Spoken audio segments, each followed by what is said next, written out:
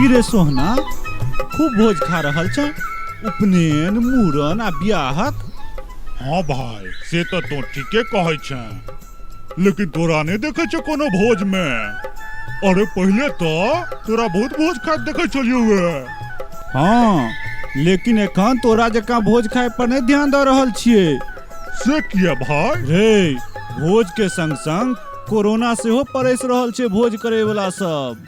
अरे भाई, तो तोरा आई में दिक्कत कौन छो?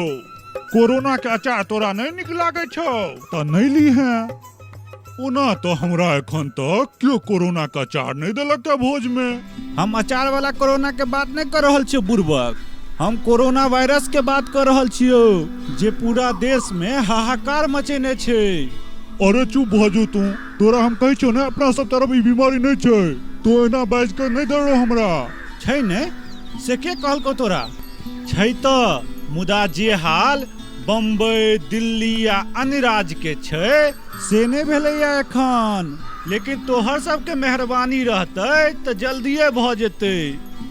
अजीब हाल छै देश के, ककरो घर में मातम आ ककरो घर में जश्न। लेकिन मोहन, ओइ कोरोना से बचबा के लेल की करबाक चाही? सोशल डिस्टेंसिंग के पालन, मतलब 2 गज दूरी के पालन। घर से निकले काल में सही से मास्क लगेबाक चाही, हे एन्ना। आ हे हाथ बेर बेर धोबाक चाही, साबुन नहीं तो सैनिटाइजर से। आ हे भोर साँझ भाप सेहो लेबाक चाही। आ बहुत जरूरी काज हुए तखने घर से बाहर निकलबाक चाही। सरकार के लॉकडाउन के पालन करबाक चाही। और घर के कोनो सदस्य दिल्ली, बम्बई और कोनो दोसर राज्य से आबैथ तो हुनका 2 हफ्ता तक होम आइसोलेशन में अलग रहबाक चाही।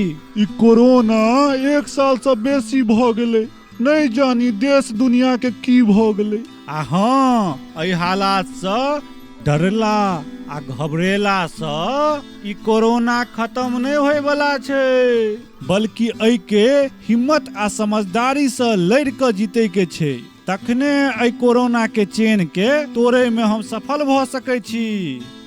एहि दुआरे घरे में रहू आ सुरक्षित रहू। धूमकेतु ट्रस्ट के तरफ से जनहित में जारी।